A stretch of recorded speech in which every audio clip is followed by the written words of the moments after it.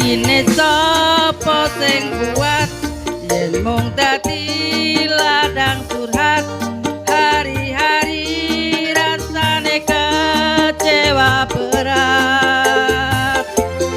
sapa wong sing ora mangkel rasane kaya diserkel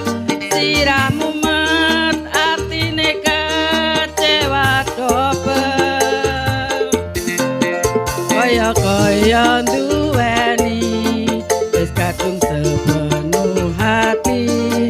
jebule mung baleni isinan terulang lagi bola bali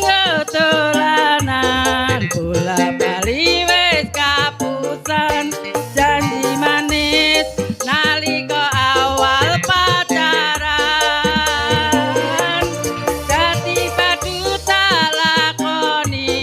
dadi payung wis ngalami kadung elos ora mikir cinta tak pasrah ke Gusti.